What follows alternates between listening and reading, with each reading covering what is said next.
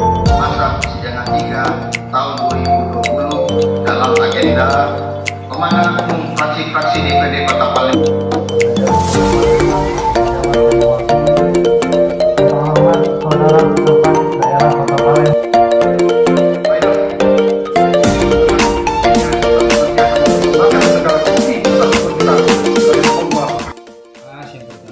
Perubahan atas Peraturan Daerah Kota Palembang Nomor 6 Tahun 2016 tentang pembentukan dan susunan perangkat daerah Kota Palembang. Mungkin ada yang berubah dari struktur itu, mungkin ada pemecahan dari OPD-OPD.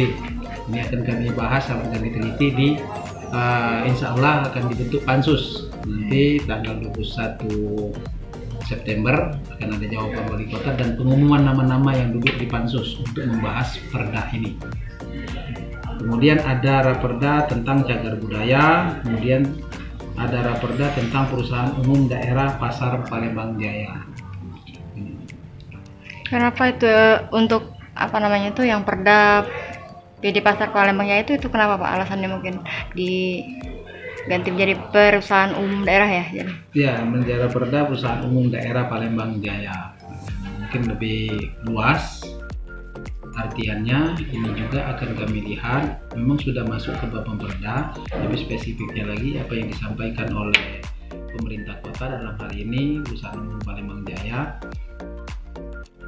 akan dikaji apa kebaikan apa yang positif dari perusahaan umum Palembang Jaya ini, karena sekali lagi seperti yang terdahulu ya kurang memberikan kontribusi pembangunan Kota Palembang terhadap PAD ya. Terhadap PAD. Mungkin dengan ada perbaikan ini mudah-mudahan akan memberikan dampak yang positif bagi perkembangan dan perekonomian di Kota Palembang.